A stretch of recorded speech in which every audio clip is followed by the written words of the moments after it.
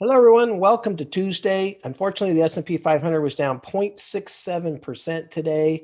But on the good news side, the Dow was up 0.06%, which doesn't seem like a lot. But if you compare that to the NASDAQ, which is actually down 1.9%, and then, of course, the small cap Russell 2000 index, which was down 1.3%, the Dow looks pretty good.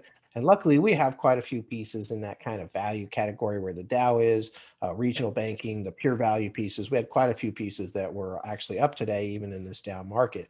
But I want to talk about kind of what I see as the three biggest pieces that are creating weakness in the stock market right now.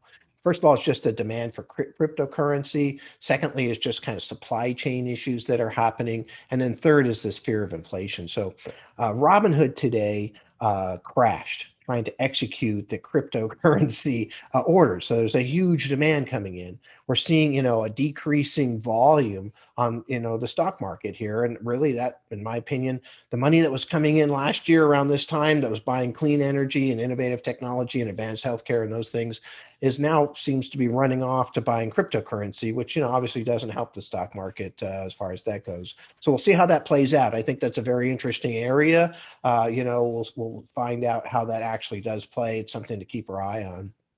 Supply chain issues, they're happening everywhere. It's transportation. They can't get enough people to work in the factories, and they can't get them in fast enough. They have problems with supplies coming in.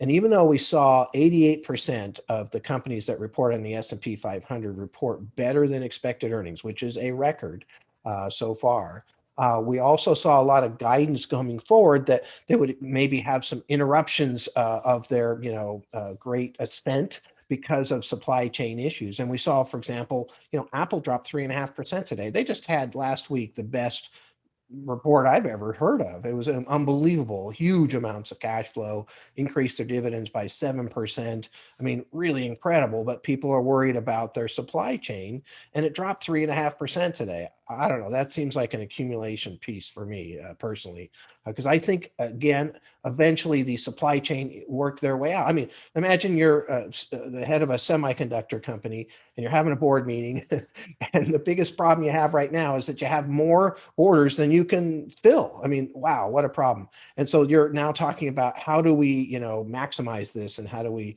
figure out how to get, more semiconductors out the door with the same, factories that we've got.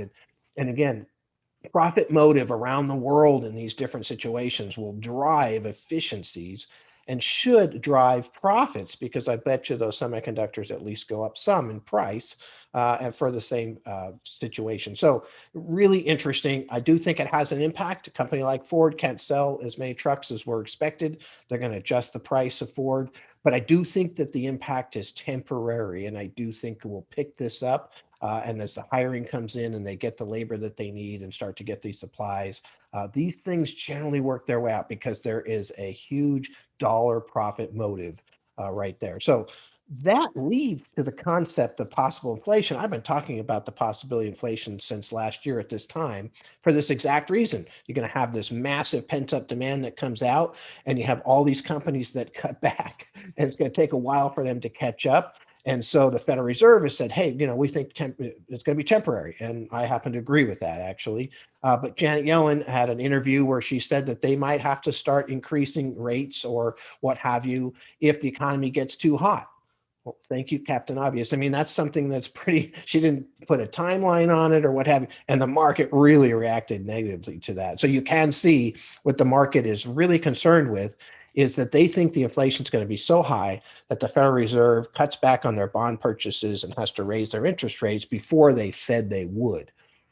They seem pretty determined to make sure that we get to a full employment situation. And we'll find out on Friday. We have the employment report coming out. So that'll be kind of fascinating. So I think the inflationary piece, and the supply chain are an issue, but they're also temporary. You're talking about, 2 to 8 months or something along those lines before that really gets its way worked out. And it's just we're restarting. This isn't a recovery. Usually, you have this big, recession that happens, and then you get this kind of gradual recovery because there's still problems that are happening. It takes time to heal that. Well, this is a reopening where we had this big sharp downturn, and we're getting this equally sharp, reopening, and so that is creating some inefficiencies.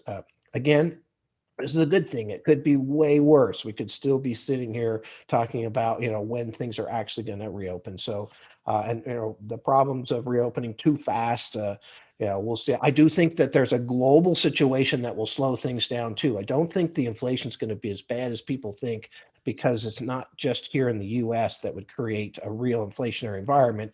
It is that global scenario, and they're way behind in terms of reopening in a majority sense. So I think that softens things a little bit. So let's see what happens. Keep our eye on those three areas and see where this goes. And look forward to talking to you tomorrow. Thank you very much.